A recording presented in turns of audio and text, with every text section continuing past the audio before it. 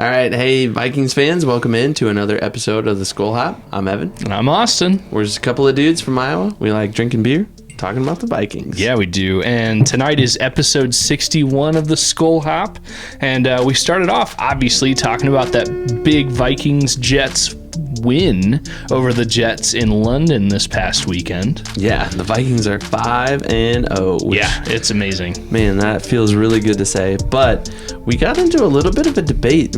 Somehow Kirk Cousins snuck his way into our conversation tonight, and we were debating, is Kirk better than Sam Darnold? Would we rather have him back?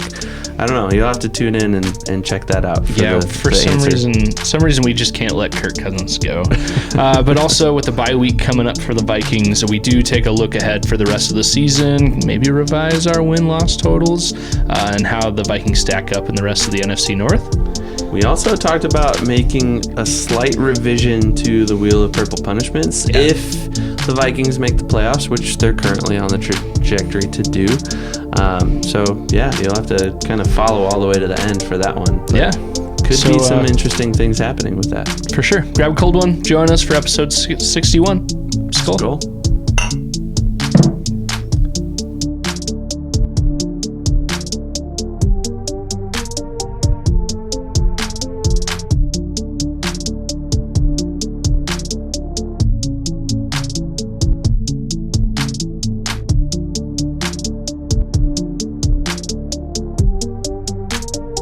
Hey, shout out to Big Top Ventures for sponsoring today's episode. If you're interested in seeing what it would take to book a trip to an all-inclusive in Mexico or Jamaica, go ahead. We'll put it on the screen. Send an email to bigtopventuresllc@gmail.com. Again, that's bigtopventuresllc@gmail.com. Let them know what you're thinking. If you know all the details already, or if you need some help, they'll help you out, and they'll get you a good price on an all-inclusive down there. So thanks again, Big Top Ventures, and step right up to your next big adventure. There you go. Well, hey, good news for us. Great news for us. Number one, and most importantly, the Vikings are 5-0. 5-0, baby. Skol. Skol. And also good for us, we both predicted that the Vikings would win, and they did. Yeah, we did. Preseason. This was before anybody knew the Vikings would be good, at least the first quarter of the season. So we are off the hook. We do not have to spin the Wheel of Purple Punishments. I did not want to take a shot of apple cider vinegar like you did last week. Well, that one's off the wheel, so you won't have to do that. Yeah, you took one for the team. Yeah, that could have been worse. Like, I could have been blindfolded for the whole episode. I could have eaten jalapenos. If I land on that one, I promise you, we will have to do a technical difficulties screen. I will have to excuse myself, and it'll be bad news. If you want, I've been growing some of my own habaneros at home. Oh, really? I can just pick a couple and bring them on a night, and just maybe without the pickled jalapenos, we could just, like a cherry, eat a habanero. That would be good, right? I might have to take the day off of work. Yeah, next day. I love spicy stuff, but yeah, that would be pretty intense for me too. Well, good news is we don't have to spin. So if you're looking forward to the Purple Punishments, sorry. But we're not sorry. We're feeling pretty good about it. And I'm feeling pretty good about the fact that the Vikings are 5-0. 5-0. That's the best feeling ever.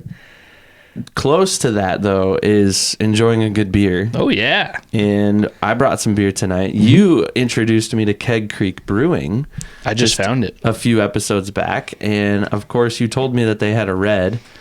So what did I do? I went to our Devil's Glen Hy-Vee, and I found Keg Creek's Brick Red Ale. So that's what we're going to be trying tonight. Yeah, I'm excited. You have forced, maybe it's just because I've tried it more than any other kind of beer, but you have forced the red ales, the ambers on me, and they're probably my second favorite now. So this will be good. And you know what? We're really starting to get into that red amber Oktoberfest season. It's officially October. Yeah, and the weather's starting to cool off a little bit. I'm excited. Get some bonfires going, drink some ambers and Oktoberfest and all that fun stuff. We're just going to crack another one right now while we're here. All right. We're just going to go. We're going to go full mug. Twofer. Okay. Full mug right off the bat. Which is saying something, because we don't know if we like this beer yet. We haven't tried it before. We tried Keg Creek. I think the other one we tried was their hazy IPA. I forget the actual name of it, but I remember liking it a lot. Yeah, it was super good. Not disappointed at all by Keg Creek so far. I can smell this one already. Yep. It smells great.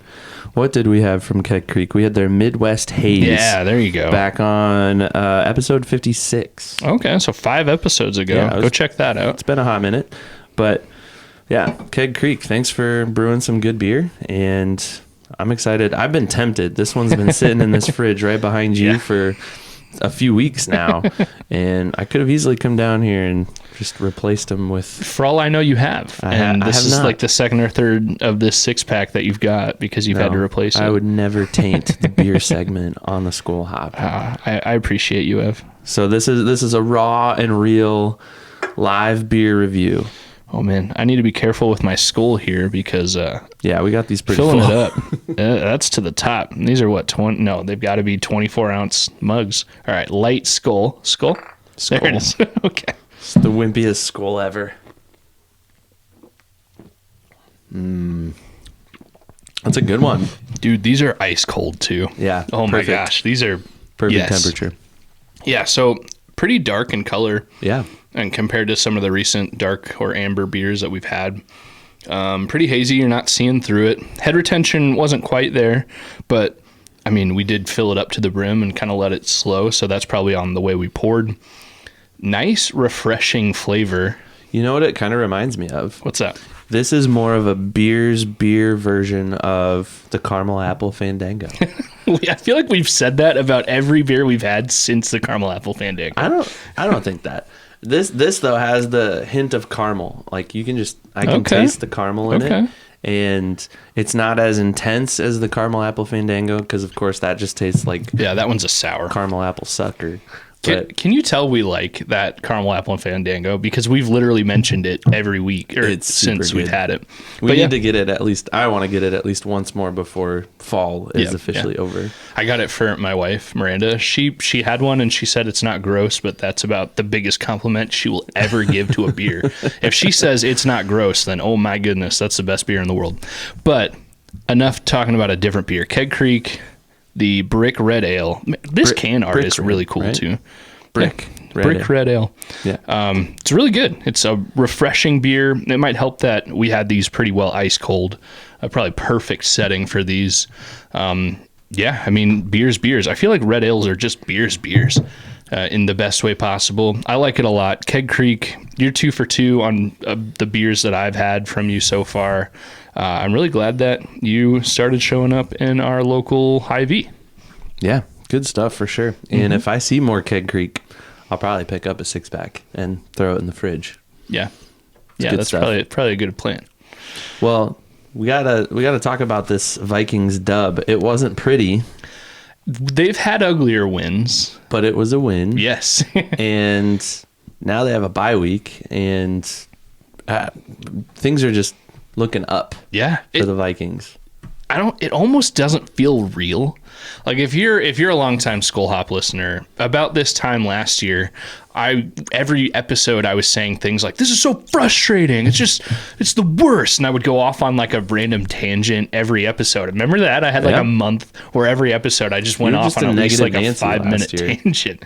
And I think my most used word was frustrating because of all the turnovers and everything just felt like it fell apart last year. But this year, I don't know. It's like the football gods are like, all right, Vikings fans, like we've given you enough in the last decade or so. Like, here you go. Here's your one season every 5 to 10 years where you're going to be halfway decent. And I'm here for it. I'll take it.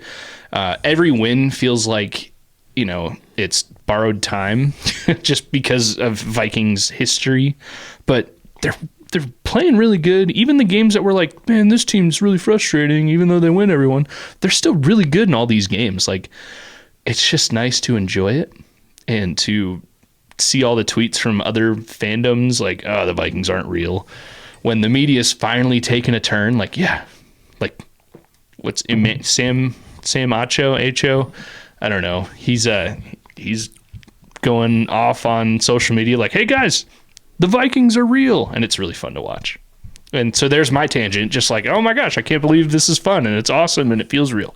Something I want to talk about before we get into Roses and Thorns from the game. I just want to point out, and I pointed this out in our initial reaction video, which, by the way, if you haven't noticed, we've been doing our best. We haven't been perfect, but I think we've got 3 or 4 of the 5 games now where we've done an initial reaction, like right after the game's over. We hop on a call together and we just kind of give our hot takes and try to keep it short and sweet. Yeah. That's been a lot of fun, by the way. It has been fun. I brought up, though, 2 interesting stats across these 5 games. The first one I brought up was the fact that the Vikings are outscoring their opponents 48-3 in the first quarter. 48-3 in 5 games. They were up 7-3 over the Giants in week 1, 3-0 over the Niners, 14-0 over the Texans, 14-0 against the Packers, and then 10-0 against the Jets in the first quarter alone. Yes, that's just first quarter box score.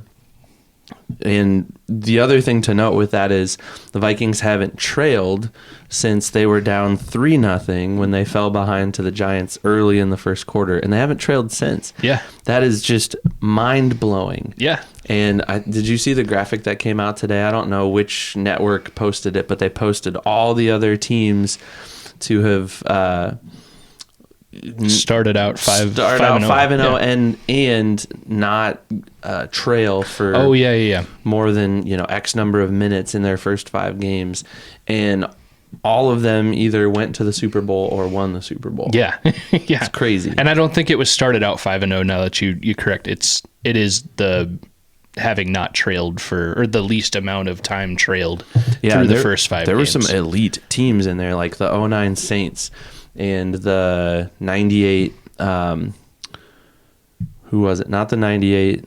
Was it the Broncos in 98? Yeah. And then the 99 Rams, the greatest show on turf.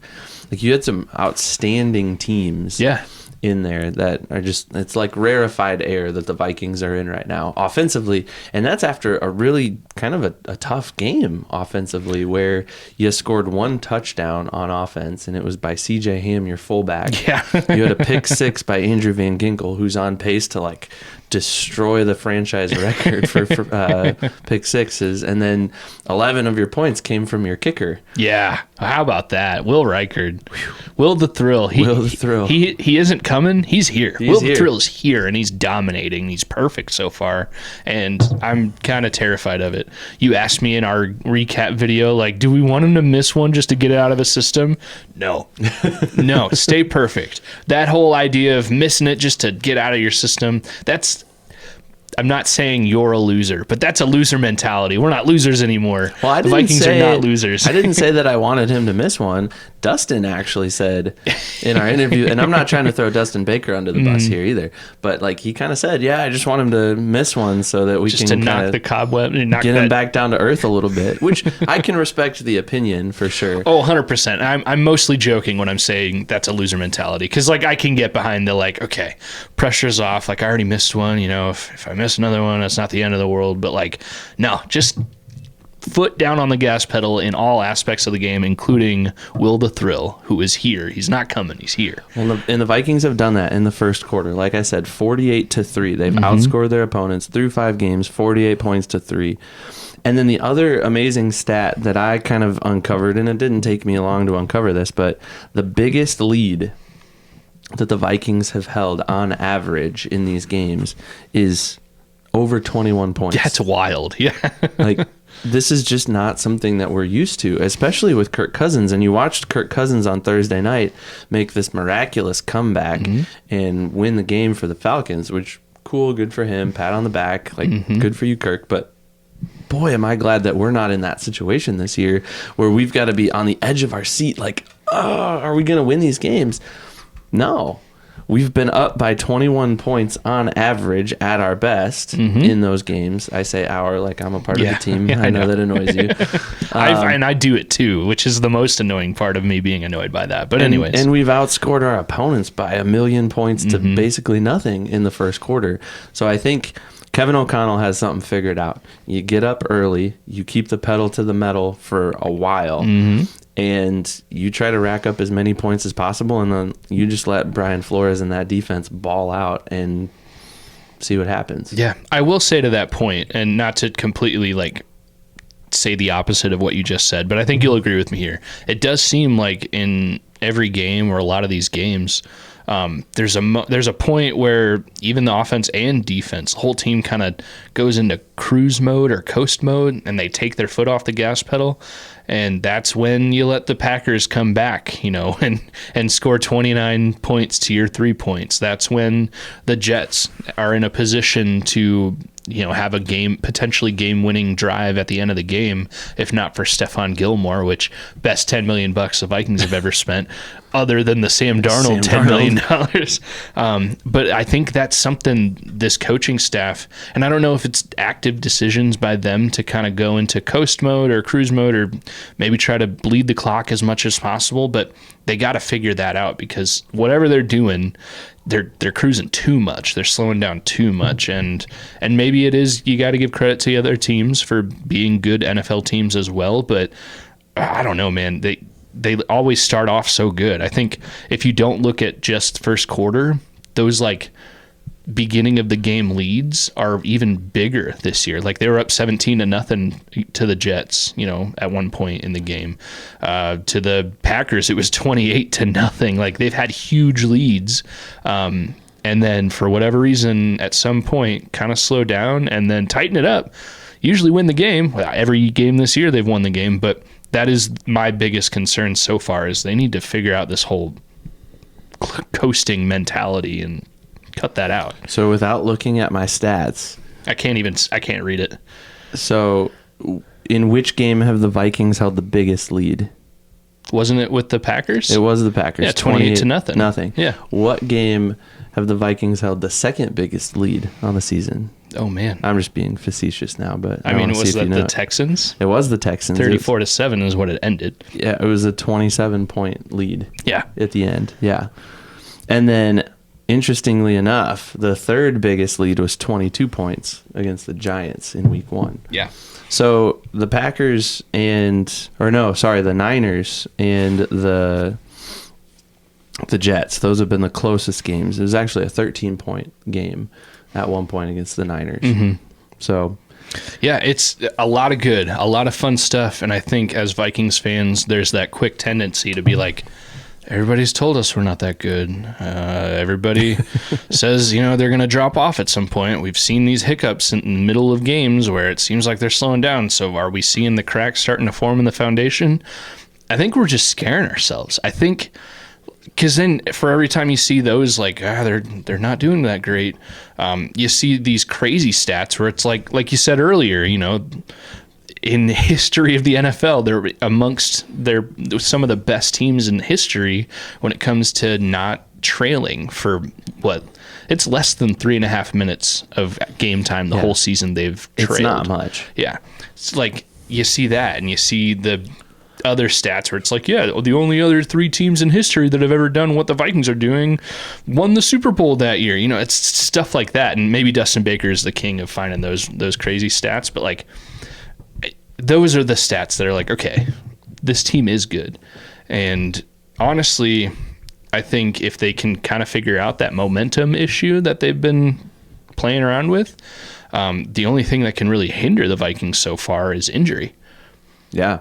And you mentioned that in our recap video too the other day, just that, you're not really concerned about anyone else on the schedule. You're concerned about just keeping these guys healthy and keeping the momentum, right? Mm-hmm. And I definitely agree with you on that. You've got the Lions twice that you still haven't faced. Mm-hmm.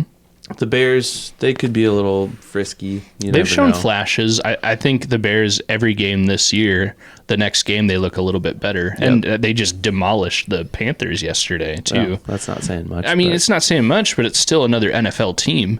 And, to look better than you did last week, that's the goal for literally everybody in every profession ever, right? Like, you just do better than you were yesterday. So the Bears could be a weirdly scary team in the second half of the season, and that's when the Vikings play them both times. I think those 2 divisional games are the most concerning for me at this point in the Vikings' remaining schedule. But beyond that, like, you've got teams that are just not good. I mean, you've got the Rams, who are mediocre, the Colts, who aren't good, the Jaguars, Titans, the Cardinals have kind of proven that they can't really hang. That Falcons game will be interesting. Yeah.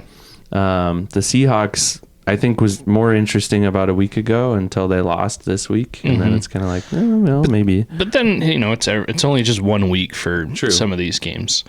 We will get to that. We'll get to that, but I want to finish off our thoughts for this London win over the Jets. Roses and thorns. Evan, what's your biggest rose? My biggest rose continues to be the fact that it's not one person. It's just, it's almost as if, and I think this is actually, I was thinking about this morning. I was drinking my coffee and I was just kind of scrolling Twitter, kind of catching up on all of the Viking stuff that came out yesterday. And I had the thought, we've been doing this wheel of purple punishments. It seems like Brian Flores and this Vikings defense has their own wheel of purple punishments, and they spin it before the game, and they're like, all right, Van Ginkel, you're going to have a huge game today. All right, and Blake Cashman against the Texans, you're going to go out and just ball out. Jonathan Grenard, you get this game, right? And they just, it's like they have the wheel in the locker room, and they spin it, and it lands on somebody, and they're like, all right, you're up. And that's, I don't know, it's obviously not true, but yeah. I love the fact that we're not relying on these like heroes anymore. Like that used to be the Vikings narrative for so long. It was Adrian Peterson, it was Stephon Diggs, it was Daniil Hunter, it was Everson Jefferson. Yeah, Justin Jefferson. I mean, I remember a game last year. It was after Kirk had been hurt. He was out, and Nick Mullins was in the game. I don't even remember who it was or what game we were playing, but it just seemed like Justin Jefferson had this massive chip on his shoulder, and he wanted to prove to the world that he could win the game for the Vikings. And I don't remember the outcome of the game or anything. We could go back and look probably, but he hasn't had to do that this year. And it goes on the offensive side of the ball too. Like, Sam Darnold had his worst game in a Vikings uniform on Sunday. No touchdowns, no passing touchdowns. No touchdowns. One interception. Passer rating was really low. I think lower than what Rodgers ended up with, and Rodgers threw 3 picks. It was just an ugly game. I think the weather kind of affected it because it was drizzly and things were slippery and whatnot, but he was just not accurate with his throws. Jordan Addison, Justin Jefferson, they could not haul in any of the passes that he was throwing their way. But it didn't matter. And it didn't matter that Aaron Jones went down, right? You had. I think it kind of mattered a little bit. It did matter. It did matter, but it didn't matter in the outcome of the game. Enough to lose, yeah. So to me, like, the Vikings are so well-rounded. I do think now that we're removed from that game by a day, the Vikings might need to figure something out at running back, because they proved that in the absence of Aaron Jones, there's really no viable solution to keep that running game going, and that's what's kept this offense so balanced over the first 5 games. Is you keep the opposing defense honest when you're able to run the ball effectively. And I think, what is Aaron Jones averaging, like 4 yards a carry or something like that? I thought it was more like mid 5s. 4 or 5. Yeah, which is pretty good. On the season, he's 4.9. Oh, okay. Ty Chandler's 3.5. That's a pretty steep drop off. Yeah. And I think Ty Chandler only averaged like 2.5 yards a carry in Aaron Jones' replacement on Sunday. So I don't know. There's been some talk about, like, is Travis Etienne, is he the guy? Should we go after him? The Jags season's basically over. There's probably a few other names out there that the Vikings could go after, but all of that to say, my rose, the good, not the bad. There was a lot of bad on Sunday, but the good was it still hasn't come down to one player. Justin Jefferson didn't have to overextend himself and try to play hero ball and put the franchise on his back and get the win. In fact, he finished with 90-something yards and no touchdowns. Yeah. It was just crazy. Very germane. Speaking of hero ball, I immediately think of Nick Mullins. That one pass that he threw? He was in for one play and threw a deep-ish pass for like 24 yards to Aaron Jones, which might have been the play that got Aaron Jones a little banged up too. I think it was. But of course, he's in for one play, and they didn't, with the backup quarterback coming in cold, KOC didn't call a run up the middle or something for one play. Like, they called a pass, and it worked. And yeah, sure, I think on that one, if a better ball was thrown on the exact same route, if everything else was the same, maybe it could have gone for a touchdown because he kind of underthrew him and he had to slow up a little bit. But that's total Nick Mullins. Is all right, F it, I'm gonna throw the ball. And it's total KOC too. Like, I think he's not gonna take the foot off the gas if the backup quarterback is in. Yeah, until they have a 17-point lead, and then they take their feet off the gas. Right. What's your rose? So my rose, I mean, they're 5-0. Like, it's hard to argue with that. They could still lose five games this season and still make the playoffs probably pretty easily. And I don't know if they're going to lose 5 games this season just based off the way they've looked so far.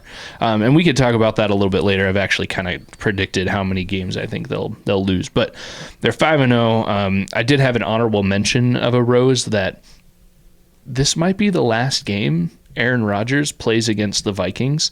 Something I saw pointed out by Dustin Baker in the Vikings territory recap of the game. Like, they do the 12 snap reactions of every game pretty quick after they end.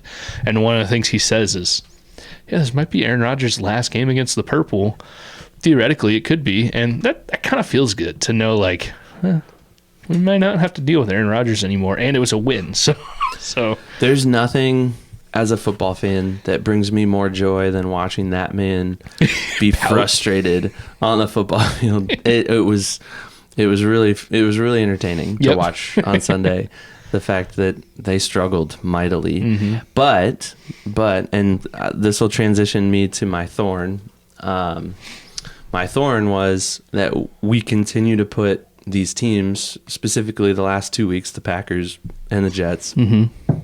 We put them in a position to come back and win after being up by an average of 22 points, after outscoring our opponents 48-3 in the first quarter. The last 2 weeks, these teams have found a way to get themselves back into the game, and it's really come down to our defense, to the Vikings defense, shutting things down and saying, nope, we're not going to do this. This is not going to happen today. Yep. So thankfully, Stephon Gilmore was the answer to our prayers on Sunday. Got that game-sealing interception. But I was standing at my TV with, I think it was like 3.5 minutes left. I was standing. You don't sit in those moments. Yeah. You're standing, you're pacing, your wife is rolling her eyes in the background like, oh my gosh, what did I marry into? But I'm looking at the TV saying, like, you don't give Aaron Rodgers the ball back with this much time on the clock. You just don't do that. And here we were. We had no choice. We had to give him the ball back. And I'm just like, I've seen this before. Yeah. This has happened, and this is where we're going to get our first loss. This is going to suck. It has been a really crappy day. Nobody's played well at all. And fortunately, like I said, it wasn't bad.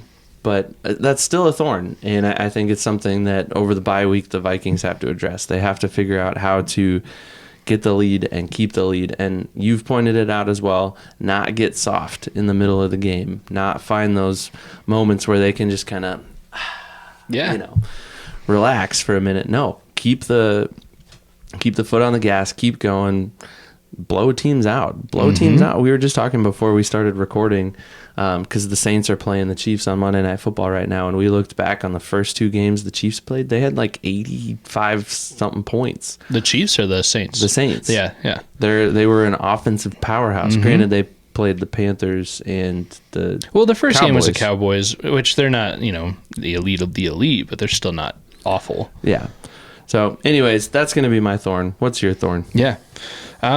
So I had a thorn just typically about the mid-game slumps, but I feel like we've both talked about that. It's not a secret. Everybody knows. I think right now my biggest thorn is, and maybe it was just a coincidental, the slump was going to happen anyways, but it coincided in the Jets game with Aaron Jones going out. And that's scary. I will be the first to admit I was pretty low on Aaron Jones. I didn't hate the move when they signed him in the offseason, but like, you know, almost 30-year-old running back who has already put a lot of production on the field. So what could possibly be left in his tank right now? Like, I didn't expect much. I think I've said like, oh, I thought he'd get 100 yards rushing one time and get maybe a touchdown. You know, like I know I said a season prediction of what I thought he'd get, and it'd be fun to look back. I think I said like 600 yards, you know.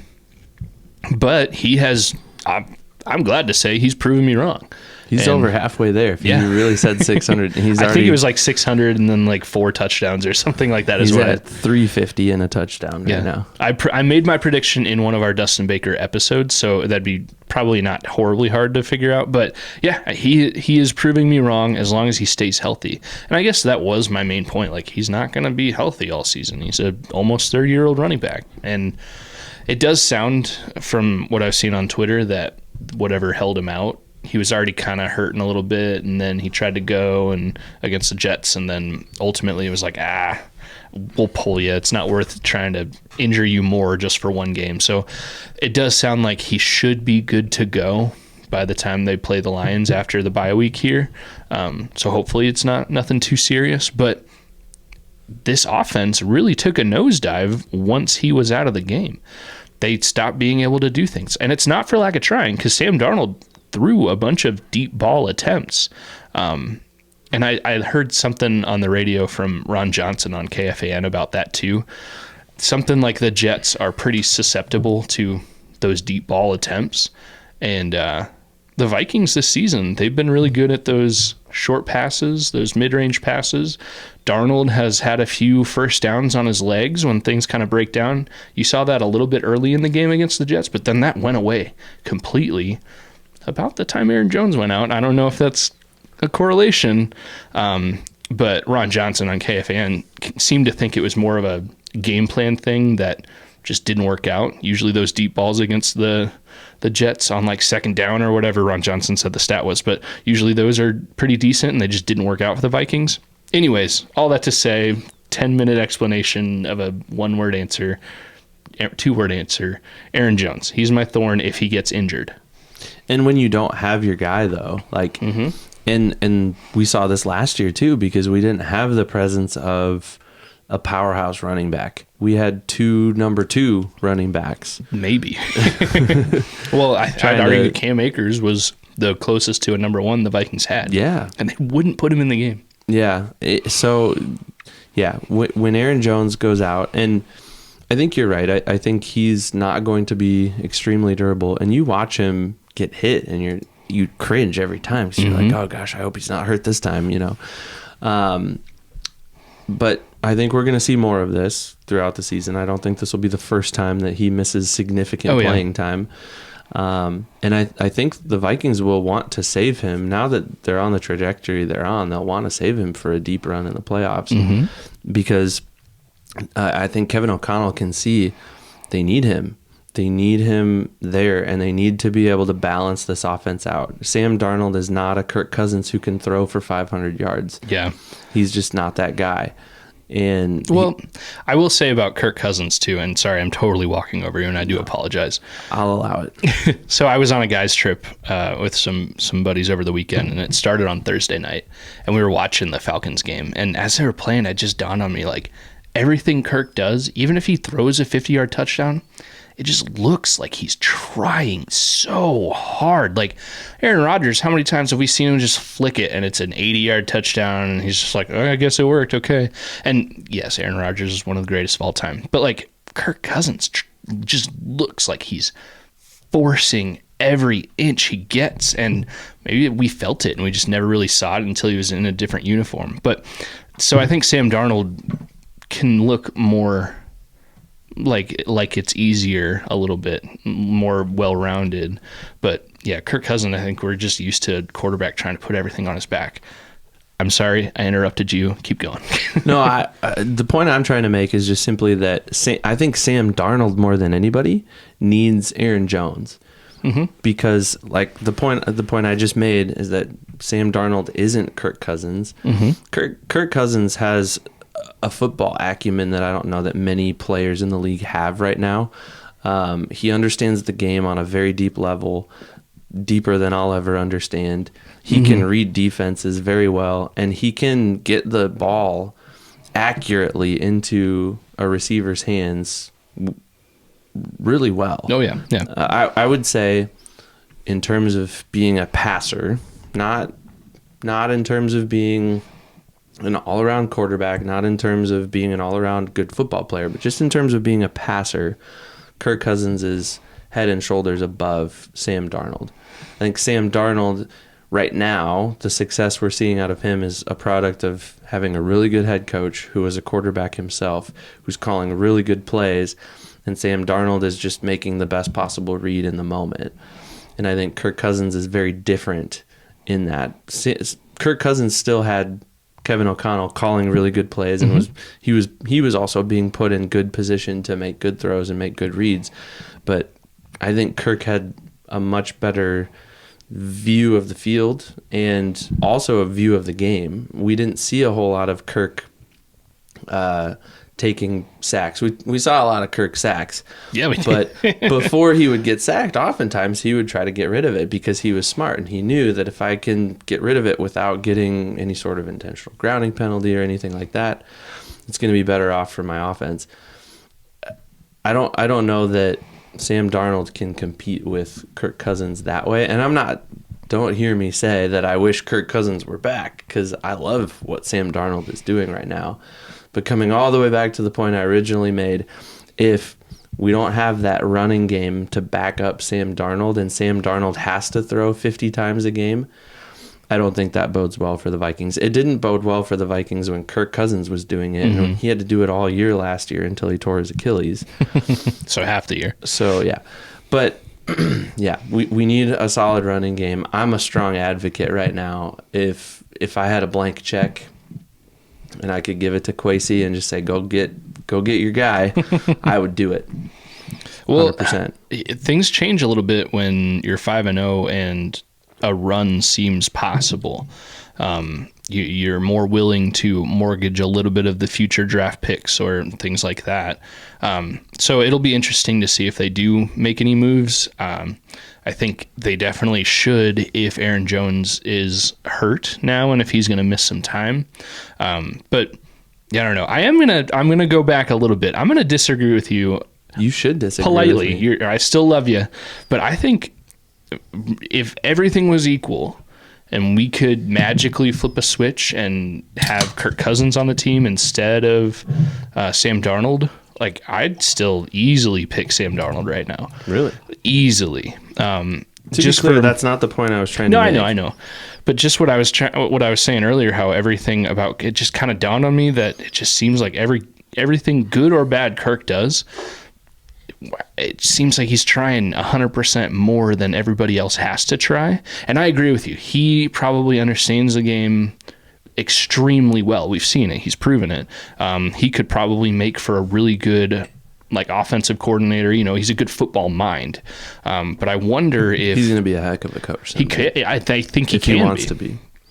But I wonder if Sam Darnold, maybe he doesn't have that computer in his brain where he can see everything on the field kind of mapping out as is. But I wonder if that lack of over analytics helps him, because he can hear KOC say, okay, you got option 1, 2, or 3. And I'm being super simple about this because I would never even understand it. But maybe he just says okay, I only got 3 options. One's not there too. Oh, there we go. Hey, it was a 50-yard touchdown. Sweet. That's awesome.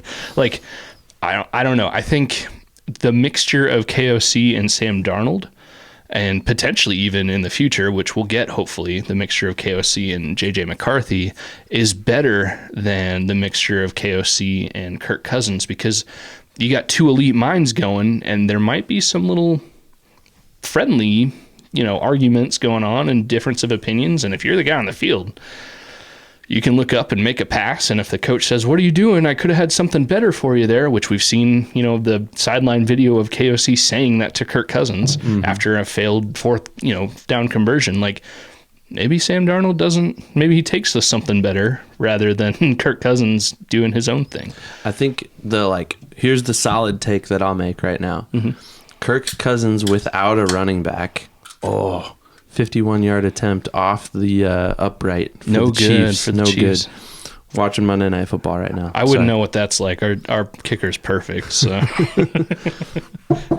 I know. Yeah, don't jinx it, man. Come on. Anyways, the point I'm trying to make, I think, is, and this is the hot take that I'll make right now, and I'll stick with it. That's fine. I think Kirk Cousins is a better quarterback when you don't have a running game to back up I can see that. the quarterback position, because he is the guy that can throw 500 yards on 40 whatever attempts and score 4 touchdowns. You know, like, he's not the guy that's going to get you a touchdown on his legs, probably, except we watched him do that once live. Yeah, we did against fun. the Cardinals, yeah. He's not the guy that's going to just, make stuff out of thin air like Patrick Mahomes does. But he is going to, when called upon, throw the ball a crap ton, and he's probably going to complete a lot of passes. He's probably going to throw for a lot of yards. He's probably going to find open guys downfield and get in the end zone. That's just kind of what Kirk does. I think Sam Darnold, again, he's a little more maybe simplistic in the way he plays the game. He needs that running game to back him up, to help him when the play is called. One of the things I've noticed a lot this season is Kevin O'Connell loves to call naked bootleg plays. He did it a ton with Kirk Cousins, and Kirk Cousins excels in that situation where he's peeling out on his own and he's just looking downfield, making his reads, finds the open guy and throws it. Sam Darnold does that pretty well too, but if you're going to do that, those naked bootlegs typically run off of play action. So you can't have that play action game, and the defense isn't going to bite on the play action if the run game isn't there. And that was the case last year when Kirk was still healthy. We had to rely on Kirk in those games because the run game just wasn't there. Yeah. And you could, fake the handoff, but the defense knew, well, Kirk's going to roll out and he's just going to slice and dice us all day because that's just what he does. Yeah. It's more effective this year because the run game keeps everything honest. I'm belaboring this point so much, but I'm really passionate about it. You're bringing me more towards your side. I'm still, for what I said earlier, I'm still going to hold back fast on what I said, but I'm more understanding what you're saying, and I think you're making good points. I'll definitely take Sam over Kirk. Like 5-0 is so much better than That's the thing. We could argue about all these crazy nitpicky things. I'd rather be 5-0 and we outscored our opponents 48-3 in the first quarter than oh my gosh, we're 3-2 and we've barely won the 3 games that we've won. Yeah. So I guess the last thing I'll say about that point is, and you've kind of brought this idea out of me by saying Kirk without a run game is probably better, Kirk can be that Superman. But what have we said every game this whole season for the Vikings? One thing either one of us or both of us have said is the best thing is we didn't need a Superman today. We didn't need 500 yards from Jefferson. Sam Darnold didn't need to throw 509 yards like Kirk had to come back and do against, on Thursday Night Football. I think one of us said this recently, maybe the Superman, quote unquote, is KOC and Brian Flores. Yes. And I think when you have, and this is going to sound probably like a dig, I'm a Kirk Cousins fan. I like the guy. I think he's a good dude and a good quarterback. I think if he's going to win games, it's because he was the Superman. And if your quarterback, if you're Kirk Cousins, if he's the Superman on your team, then your coach kind of doesn't get the chance to be the Superman. He doesn't get the chance to shine from the sideline because Kirk is wheeling and dealing and doing his own thing on the field. And that's the thing. He can only see what he sees on the field, and the coach needs, maybe the best teams are because the coach is a Superman. I mean, yeah, you're going to get Brady, who obviously it was Brady and not Belichick, but it was a little Belichick, during those 2 decades. But it was mostly Brady. He was the Superman. I think I think Kirk can't win unless he's the Superman, because he's forcing things, and maybe that's what I'm picking up on, is everything seems harder for him. And if he is a Superman and he's not very super that day, then they're not going to win. I don't know. Like, I guess that's all I can say is maybe KOC is a better Superman than Kirk. And that's why this team is 5-0 right now. Yeah, I can definitely get on board with that. Well, let's transition quickly because we've talked a lot about this game. If you're still listening, we're sorry. We still haven't looked ahead. Yeah. Not that there's a game to look ahead to because it's a bye week, but we can still look ahead to the remaining schedule after the bye week. But who are you going to give a game ball to after this victory over the Jets in London? I feel like these offense, because we'll do offense, defense, and special teams. Okay, first off, I think the clearest cut special teams, maybe the clearest cut game ball overall, Will the Thrill. So I think both of us are going to say Will the Thrill for special teams. Yep. Especially since special teams is kind of scary right now. Like outside of the field goal kicking game, like the punting game is scary. And it's not even just because of Ryan Wright. He's not the problem. It's the coverage downfield. Mm-hmm. That's all it comes down to. There was a play, and I brought this up in our reaction video, and I think the league should look at this. I think the Jets returner made a good play. I thought it was a smart play, but I don't know that it should be a legal play long term. He just flung his leg out and caught the Vikings gunner and made it look like he ran into him. Like that's legitimately what happened. It wasn't that the Vikings gunner ran into him on purpose. It was that the returner put himself in harm's way to make it look like he got run into. And to double down on that, because you're talking about when one of the times the Vikings punted the ball and Caleb Evans, it was like fair catch interference. Kick catch interference, whatever that penalty is called. Caleb Evans got called on that, and there are a few factors. The biggest being that returner did seem to kind of flare his leg out a little bit, but also the returner did that because he noticed the Viking was being blocked into his direction. So yeah, maybe a Caleb Evans could have been able to do a little bit different to not get called for that, but he was still being blocked into the returner, and the returner helped that situation a little bit. But I think this is a little bit of a gray area in terms of officiating. I don't remember what game it was, but I was watching another game yesterday. It was either in the late afternoon window or the Sunday night game last night. But there was another punt return that I watched where I'm not going to describe this very well. This is not going to go very well. But the returner is awaiting the return. He did not call for a fair catch, and his own guy got pushed into him by the defending team, and the ball went awry, and it was kind of a mess, and I forget who recovered it, but there was no penalty on the play. And if that's not a penalty, then the returner himself flailing himself out there to get hit intentionally, it should also not be a penalty, in my opinion. Yeah. So I think that's a little bit of a gray area in the league. But anyways, special teams, game ball. Will Reichard. 2 50-plus yard field goals. All the extra points. Yeah, I think I saw something too, like at some point yesterday, Reichard's wife posted an Instagram post, something like, hey, yeah, since we've been in London, it's thrown off our sleep schedule, and he's going off 4 hours of sleep heading into the game, and I don't know if that's true, then he was going off 4 hours of sleep heading into the game, and he still nailed 2 50-plus yard field goals plus a couple extra points. We got a good one so far. I'm here for it, and yeah, game ball for special teams, Will Reichard. All right, offense, defense. Who are you giving game balls to? Oh man, offense is tough. Just because it did kind of suck a little bit. You know what? I'm doing it. CJ Ham. You stole mine. I was going to give one to him. Hey, that's fine. We can both say the same one for that too. CJ Ham scored the only offensive touchdown, right? Yes, he did. Yeah, because it was CJ Ham, and then Van Ginkel scored on the pick six, which made it 14. Those were the only 2 touchdowns. Yeah, because then Will Reichard finished everything off. CJ Ham, he had a 9-yard run earlier in the game, and then that handful of yard touchdown. Give it to him. He earned it. It was just good to see him back in action, not just blocking on an offensive play or, gunning downfield on a punt return or whatever. Just contributing in a very noticeable way. I love that guy. Yeah. CJ Ham. He's famously the guy that you said could be cut before the 2023 I thought he'd season. be cut 2 years ago, and I thought he'd be cut again this year, but here he is. They might sign him again after this. I mean, he's obviously... I'm here for it. Yeah.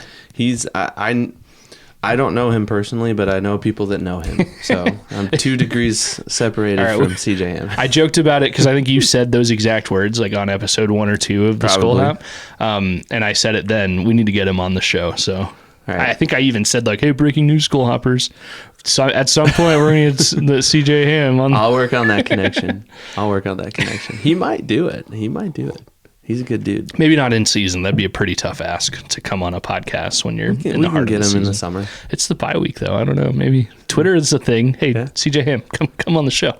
Open invitation for any Vikings player. Didn't work when we did that for... Present. Yeah, we did that for Harrison Smith, and I don't even think we got a like on that tweet. Hey, Dalton Reisner, man, he's just sitting around right now. Oh, man. We could get him on. I don't think he's going to come on after you just said that. I'm sure he's not just eating chips and sleeping on the couch. That's not the implication.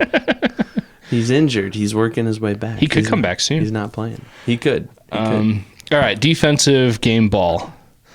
I think there's a couple options. I'm going, unless you want to go first. I think the obvious one is Andrew Van Ginkel. Okay.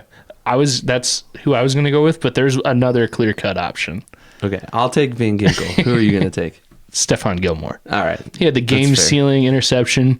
It was funny. I think he tweeted it today, Stephon Gilmore, and it was like, this is a pretty good list. Something to the tune of like, it's a pretty good list. I picked off Brady, Peyton, and Rodgers now. Like, I feel pretty accomplished. And Dwight McLeathern like quoted it and was like, you picked off Peyton? Dang, you're old. Which is, that's funny. That's hilarious. That's such a like, yeah, the Gen, what's the current one? Gen Z, like, or no, those kids are making fun of us for being old, and I think we're about the same age as Stephon Gilmore. Like, that's hilarious. That's funny. I didn't even see that, but that's super funny.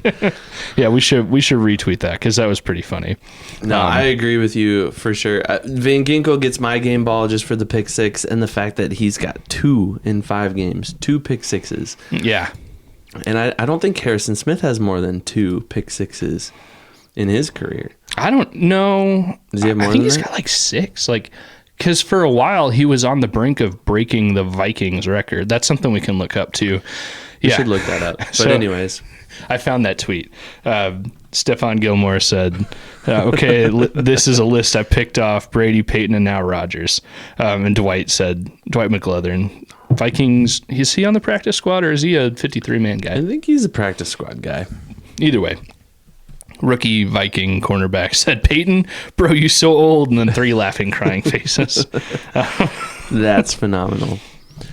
No, I read something today that Van Ginkel is on track for something crazy, like on track to set a franchise record and possibly more. Okay. Yeah, I mean, he might be on track, but it's also 5 games in. Yeah, it's pretty early, but I mean, did you see, you saw that play, the play that he intercepted Rodgers on? Like he made a step in, like he was going to go blitz.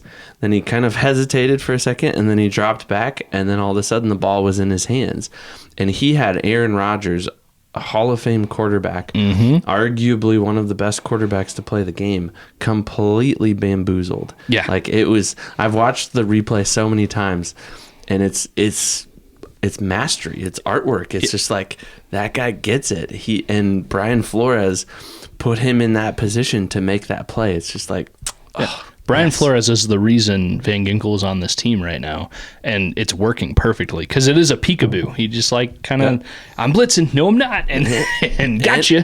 Got it. So I just looked it up. Harrison Smith. I guess I can't quickly look up specifically if they're pick sixes or not, but Smith has 4 defensive touchdowns in his career. Okay. So let's just assume those are all pick sixes. Van Ginkel's got half He's of that halfway in there. 5 games. He's halfway there. And I know that those 4 pick sixes are decently high up in Vikings pick six history. So Van Ginkel, yeah, maybe he's definitely on pace. I mean, he's on pace to have, 6 so far in the season if he keeps up 2 every 5 games, which that's not going to happen. But still. He could finish with no more, and it will already have been worth it. Oh, yeah. It's just, he's been so fun to watch. Definitely a good addition. And I think that you got to go back to, if we were to give a game ball to just one person, I almost wonder if Kwesi Adofo-Mensah deserves a game ball every week just for putting this roster together, getting these guys, defense specifically. Offense, he gets some credit too, Sam Darnold, and Aaron Jones for that matter.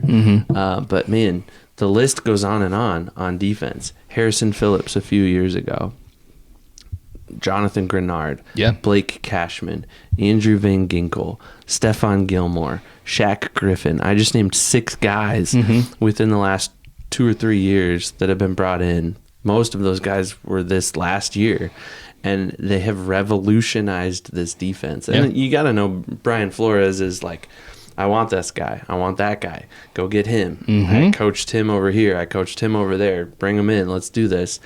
But it took Kwesi Adofo-Mensah to do all of the contract work and to work with their agent and figure it out. And he got them here, and they are one of the best defenses I've seen in a Vikings team ever. Yeah.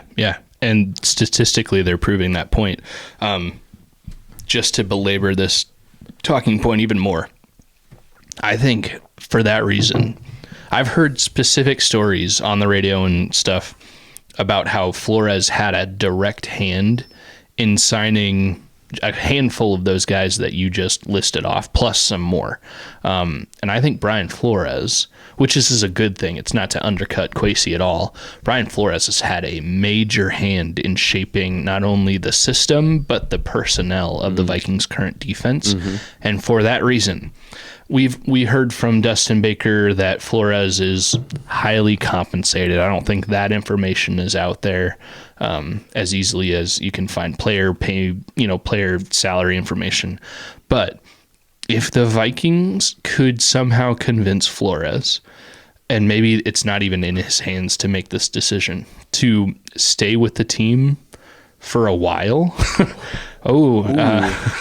Pat Mahomes just threw an interception in the end zone to what looks like a defensive tackle who is already close to the 40-yard line and a return. Wow. That's crazy. That was big. Breaking news for people listening to this, 12, 15, 24, or however many hours from now. But that's funny. Anyways, Brian Flores, the Vikings need, if they already haven't, blank check. He might be the most important piece of the team, more than KOC, more than JJ McCarthy or Justin Jefferson. Flores, you could argue, is the biggest puzzle piece on this team. And that'll come down to the Wilfs and whatever they're willing to pay, I think, honestly. Well, and I said maybe it's not in Flores' hands anyways, because he is still actively suing the NFL. True. Maybe they just, nobody will hire him if that's still going on. And, he's gotten some good deals just because he's such a good defensive mind. So and maybe this is just one, I don't say these things lightly, but maybe sticking with the Vikings is just one giant middle finger to the league.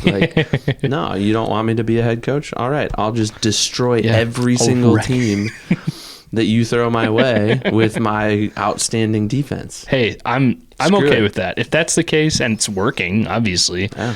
I'm here for it. I'm 100% here for it, and it's been super fun to watch so far.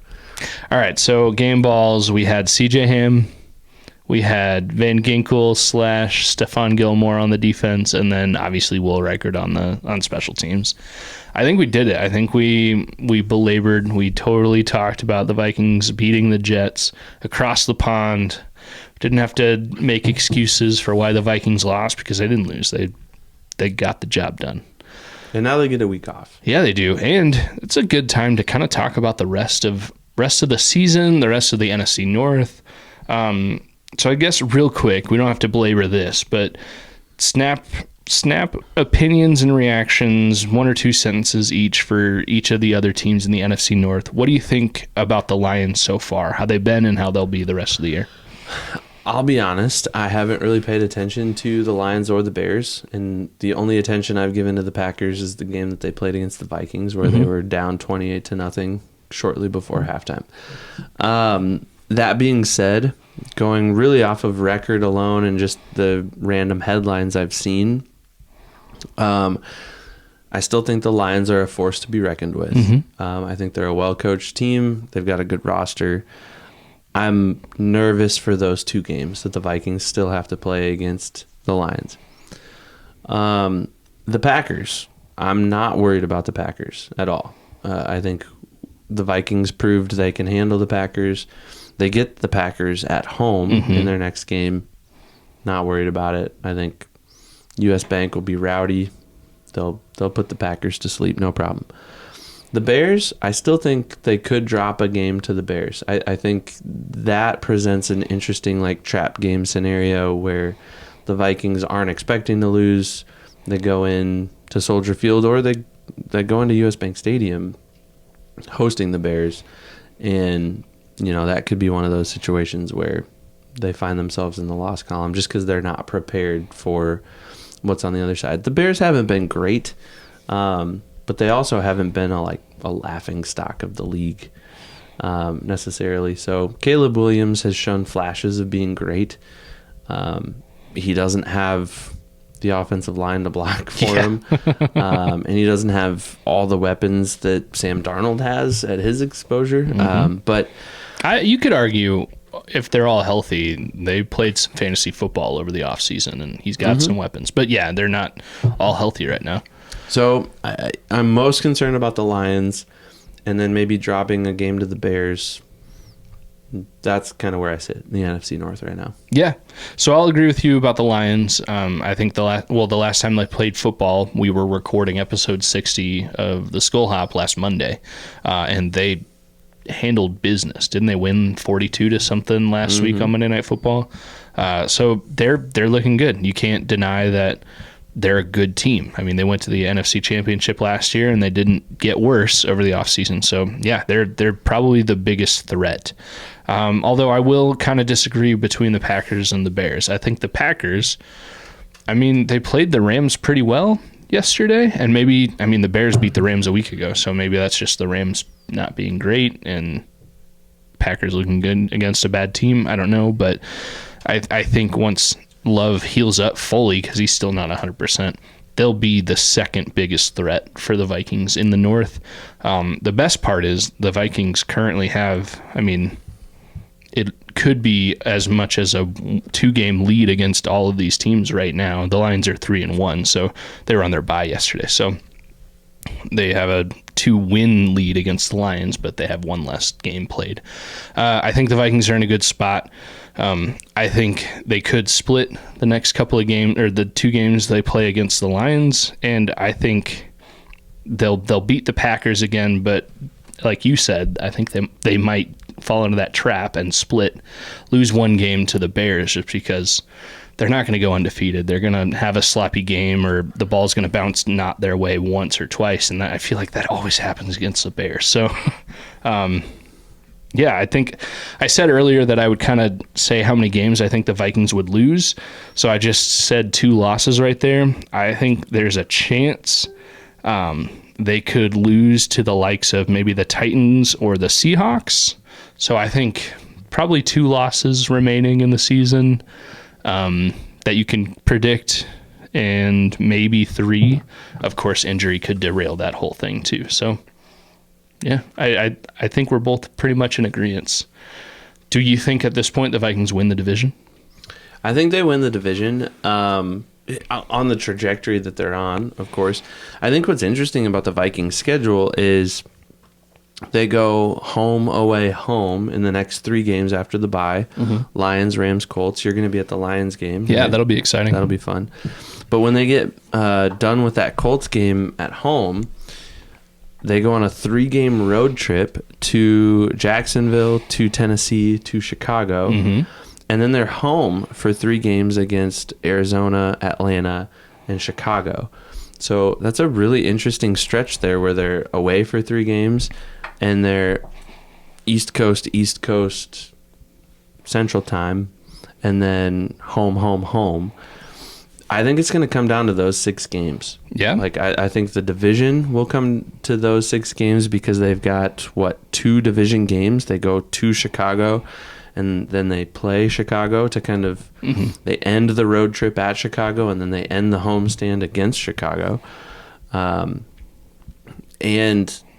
who knows, in that time, I haven't really paid that much attention to the Lions schedule, the Packers schedule, but if the Vikings drop a few games in there, the Packers or the Lions could kind of sneak in a little bit. I'm not expecting that, but that could be where the Packers or the Lions kind of creep into that divisional champion kind of status there. Yeah. So it'll make for a really interesting end of the season because they have to travel to Seattle, then they get the Packers at home, and then they go to Detroit to end the season. So the schedule it's really interesting, honestly, and I don't know that it's a wash for the Vikings. I don't think they finish 17-0. Yeah, I can't. It's just because that's so hard. Like, something bad happens, even if they were a perfect team, which they're not. It's more impossible now than it was for the Dolphins back when, or the Patriots back when, when there were only 15 or 16 games in the schedule. Now there's 17 games in the schedule, and it sounds like Roger Goodell wants to add another game to the schedule and basically wipe out the possibility of any team going undefeated. Yeah. Because 18 games undefeated in a regular season, holy cow, that's unheard of. But I do think so.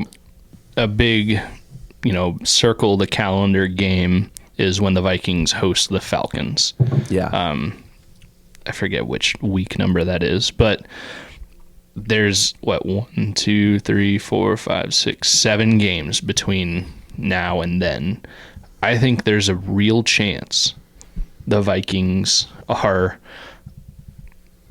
11-1, 12-0 by the time Kirk Cousins walks into the building. Again, injuries are about the only thing that totally scares me and says they could drop a bunch of games. But maybe the lack of a Superman kind of shields you from injuries, which is something you've said a few times in recent episodes. Yeah, I think there's a real chance they lose 1 or no games between now and when Kirk Cousins next walks into US Bank Stadium, which is kind of scary to think about. I think the 2 Lions games, the Falcons game and the Seahawks game, and the remaining Packers game. I think those are the 5 games that the Vikings really have to be on high alert for. I think KOC and Brian Flores really have to game plan for. Not to say that those other games, they don't have to be ready to go. But I feel like the Rams, the Colts, the Jags, the Titans, the Cardinals, those are all winnable games. Just based on how those teams have played so far, based on the personnel those teams have, how they've been coached. And 1 or 2 of those could end up being a trap game for sure. That's the definition of a trap game, is you're just not expecting it, and then all of a sudden you lose because you weren't expecting it. But again, based on everything we know right now, those 5 games seem really winnable. That, to me, puts the Vikings at 10 wins, guaranteed. Yeah, man, that's tough. That's kind of crazy to think about, because that seems like you are just saying worst case scenario, 5 more wins. Like,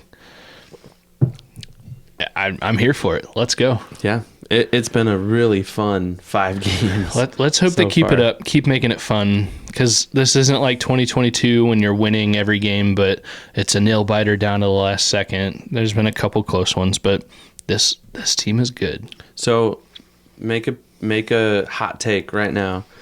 Do the Vikings, yes or no, do the Vikings need to make a trade for a running back right now, based on what we know about Aaron Jones? Right this second? Yeah, this moment. I don't think they need to right now. Okay. I think, because like I said, everything that's come out seems like Aaron Jones should be ready to go by the time the Vikings play the Lions after this bye week. So as of right now, if they had to make that decision right this second, no, I don't think they have to. Because there are some other guys on the roster. Who knows? Maybe if Ty Chandler, not Aaron Chandler or Chandler Jones or whatever I said with Dustin Baker, if Ty Chandler knows going into the week that he's going to be RB1, and we kind of said they're going to have to pitch count Aaron Jones at some point anyways, and he's been playing a lot so far. But no, I think they could get to that point, but as of right now, no, I think they can still move forward. If Aaron Jones' hip totally disintegrates, then yes, they need to make a move. That's interesting, given your pessimism towards Aaron Jones to start the season. But I think I'm with you. I think the Vikings ride this out through the bye week. Let's see if we can get Aaron Jones healthy, get him back. I'm a big believer in a strong running game backing up this offense.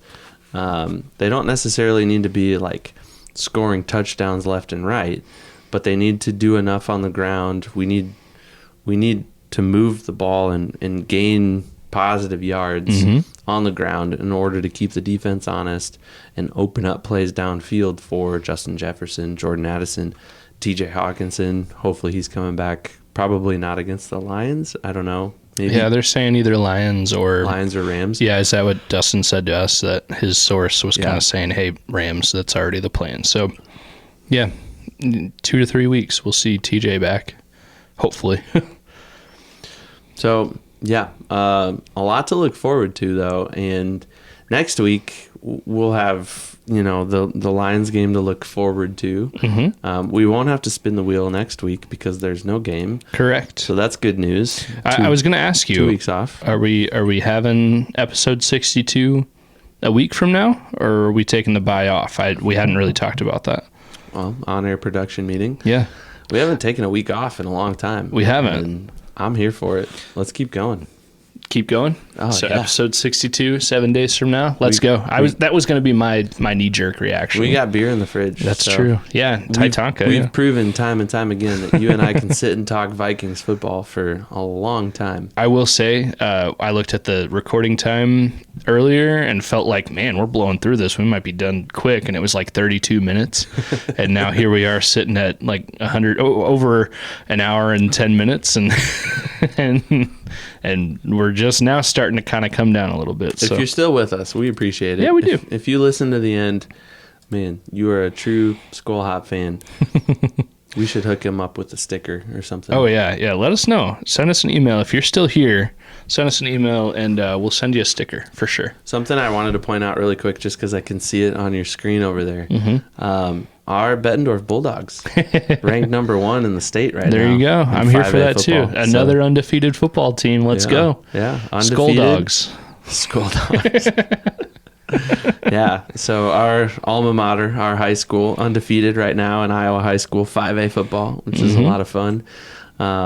Their kicker, he made a 50-something yarder. I think it was 54 or 56. I'd have to go back and check. Got a Will Reichert of our own, right in our own hometown here. Yeah, and that kid was fired up. It was kind of all over the internet. He was pumped after he made that kick. It was pretty awesome. He didn't have to kick that. They were already winning by quite a bit. But they put him out there and hey, what do you got? Kicked it, and I think he got a little distracted on the sideline. He was celebrating with his teammates, and then coach came over and was like, hey, kickoff. You got to go kick off now. That's funny. So, anyways. Yeah, that's fun sweet. Stuff. Maybe it'll just be a whole championship year for us. It's looking like a trip to the Unidome for the Bulldogs, though, which is fun. Let's go. You mean the Skol Dogs. Yeah, that's what I meant. We'll do the Skol Dog chant in the Unidome. That's what I said. You're repping you and I right now, too. That's pretty sweet. All right, so I know it's a couple weeks away. We'll have a full episode between now and then, but just looking at our picks for the Lions game, you and I have made preseason predictions that the Vikings would beat the Lions. And the coin said they'd lose. So far, the coin is 100% correct. That is true. The coin is the only one to pick everything accurately so far. So if you didn't know, at the beginning of the season, we made preseason picks. We flipped a coin on an episode. What episode was that? Was that episode 50-something? 51 kind of seems right to me. Sure. It was back there somewhere. Yeah. It was back a ways. Anyways, we flipped a coin for every game. I think heads was a win, tails was a loss, or something like that. Mm-hmm. And then we picked each game. We had our wives pick each game. We had our kids pick each game. And we came to the episode and kind of gave the picks as they existed. And so, yeah, the coin right now is the only perfect pick so far. Everyone else predicted either 3-2 or 2-3. So we were all kind of meh about the Vikings so far. The Vikings have been more than meh for sure. And it's been fun to watch. Oh, yeah. They've been way more than meh. Yeah. Let's been go. Phenomenal. Meh, zing. Like, let's go. Yeah. So I predicted a win. You predicted a win. The coin predicted a loss. It'll be really interesting to see what happens against the Lions in a couple weeks. Also, the coin predicted an overall 12-5 season. True. So if the coin is right all year, I'm not too mad about it. It's cool. The coin also predicted a wild card loss. So that would be disappointing. But that's for episode what, like I don't know, 80 or something like that. I did have an idea. On-air production meeting part 2. Let's just extend this episode. So I was thinking about the Wheel of Purple Punishments. And I was thinking about the fact that, now we're going to have 2 weeks where we won't have to spin it. Yeah. Because we correctly predict the Vikings beating the Jets and the bye week. Mm-hmm. So we will likely have some things left over on the wheel when the regular season ends. Okay. So my thought is, and you can disagree with this. Yeah, I'm listening. If you decide, but when we get to the playoffs, if the Vikings make the playoffs, and again, that's an if, because that's very uncertain right now, I say we spin the wheel in advance the week before the playoff games. Okay. And we maybe add some things to the wheel for the playoffs. Okay. And we make them interesting. So if we if we correctly or incorrectly pick, we'll stick with. We'll have to do some interesting things the week after. I'm here for it. Let's go. All right. We'll figure that out. We'll iron out the details. Let us know if you have any ideas that we could add to the Wheel of Purple Punishments. We've gotten a couple ideas, like Facebook comment ideas, but stuff we can do immediately on the episode with almost no notice, something we could plan for previously. So not like go on the polar plunge or anything, because we couldn't pick up and go do that right now on the episode, but stuff we could do. We could figure that out, though. We could, I think that would be something where we could, all right, Evan's going to do the polar plunge. Well, if we both pick the wrong game, then we both have to do it. All right. And then one of our wives is going to have to be out there holding the camera while we go in. Now, we'll figure it out. But I think the Wheel of Purple Punishments is going to get pretty interesting here. We both predicted the Vikings to beat the Lions. We don't know if that's going to happen. The Lions are still a good football team. But then we start to digress a little bit. You have them winning against the Rams. I have them losing. Yeah, the next game that we have the same pick is week 11 against the Titans. Yeah. When we both said they would lose, which, okay. What were we thinking? It'll be an interesting stretch here for the Wheel of Purple Punishments. One of us may have to, I don't know, eat some jalapenos or I'd eat them right now. Are they free right now? They're literally right there. I'll eat an entire jar of pickles. We did that once. We could do that. We were kids, that'd be fine. I could do that. Drink beer out of a crazy straw. I'd do that too. Yeah. We might need that for the wear a fake beard. Yeah. Yeah. All right, man. Anything else for the rest of the season? Any pre-bye week thoughts that you had? Because we'll have to have points to talk about next week during the bye. I think the Vikings make the playoffs. At this point, that's not a hot take, which feels crazy. It's a warm take. Yeah, that's just a take. It's a warm take. Hey, if the season ended right now, they'd have the number 1 seed. That's true. They'd have the bye, which is crazy. I'm going to say they'll make the playoffs. But you do have the, in 2016, they went 5-0, and they had the best point differential in the league, and then they finished 8-8 and didn't make the playoffs. Yep. So there are the naysayers out there that'll, swoop in and say, well, no, they won't. I'm going to say they will. All right. I agree with you. They will. All right. Something else we can agree on. Keg Creek's Keg Creek's Brick Red Ale. What are your thoughts? Very good. Still like the caramel kind of aftertaste that I get. I think that's the strongest characteristic that I get from this beer, in addition to kind of its maltiness and just its overall red characteristic. I love it. Yeah. I would definitely drink it again. Last week we had the Titanka Brewing, I think it was called Rooster Tail. Rooster Tail, yep. That was another red ale. And that one was kind of tangy to me, kind of sweet, but still an ambery red ale. This one, I'm kind of getting a similar vibe, just without that like heavy tanginess. This is, smoky's not the right word, but more that mellow red. Maybe I'm picking up on that caramel note that you're picking up on too, and just kind of feeling it as like a more mellow, but it's definitely still a red, still an amber. Really good. I like it a lot. I kind of wish one time we would have a beer on this show that I'm like, yeah, this isn't my beer. Because now I know it sounds like I just like everything, and we're just shilling out for beer that we've paid for. We can count on one hand how many beers were provided for us on this show. But this one you paid for. Keg Creek, still really good. Like I said earlier, 2 for 2 on the beers of yours that I've tried. Can't wait to try. I think they have 3 that are regularly stocked at our local Hy-Vee. This one definitely makes me want to try the third one. I don't remember what the third one is. We'll find it. If you're an Iowa brewery, though, and absolutely, if you want us to try some beer on an episode, let us know. Find us on social media. Send us a message. Just drop us a comment, even on YouTube.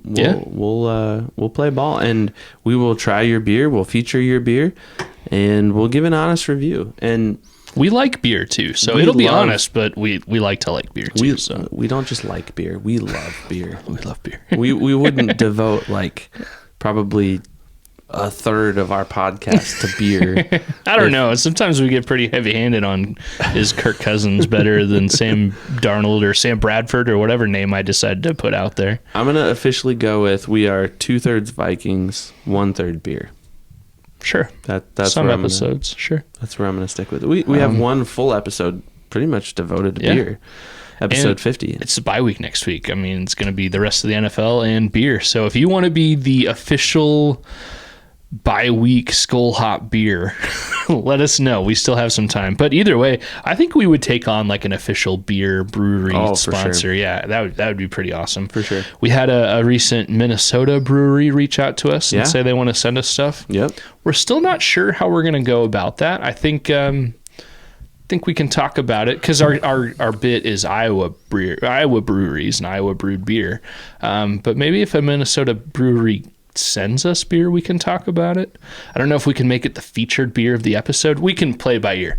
If you're a brewery from Ontario and you want to send us some beer, we'll take it. We like beer, so if you send us beer, we will, number 1, we will absolutely try it. 100%. Number 2, we will work it into our show somehow, some way. And number 3, we'll mention you in all of our social stuff. And we'll scratch your back if you scratch ours. Absolutely. So, yeah. But I agree with you. This red ale from Keg Creek has been really good. I will seek this out just on my own. Yeah. I will buy this myself and enjoy it, especially as the weather starts to get cooler and we start to get into like bonfire. Oh, we're here. October. It's straight bonfire season right now. Weather. I'm excited. Hey, I love it. Speaking of breweries and us scratching each other's backs, so we tried Titanka beers last week. They sent us the beers and they were actually delicious, and they sent us like some keychains and stickers, and it was all cool. Do you remember last week I said, hey, we had somebody buy a shirt, and I figured out it was a friend of the show, Brian, who bought a shirt, but then there was somebody else that bought a shirt. Oh, no way. Titanka, I think it was Jeff from Titanka, bought the other shirt. So thanks, Jeff. Hey, there you go. Thank you for repping the Skol Hop. We will rep Titanka wherever we can. Oh, you're wearing the Titanka shirt. No, cover that belly. I'm sorry, the Skol Hop shirt. Skol. Nice. So yeah, we like to like beer. We like to like breweries. So yeah. All right. Well, We'll still have plenty to talk about next week, even though it's the bye week. We've proven that time and time again. We went all off season talking about the Vikings without really missing a beat. So. Our episodes in the off season were longer than our, other than tonight maybe, were longer than our regular season episodes have been. So I'm not worried about it. All right, man. Great beer. Great episode. Skol. Skol. Oh, that was a good one.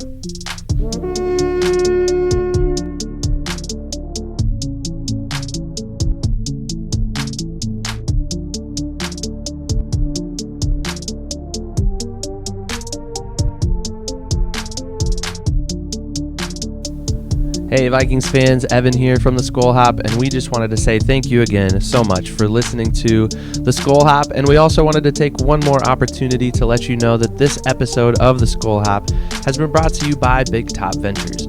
If you're considering taking an all-inclusive trip to either Mexico or Jamaica, reach out to our friends at Big Top Ventures at bigtopventuresllc@gmail.com. Once again, that's bigtopventuresllc@gmail.com. You can get the lowest rate possible on several all-inclusive resorts throughout the region. Big Top Ventures. Step right up to your next big adventure. And thanks again for listening to the Skol Hop. Skol.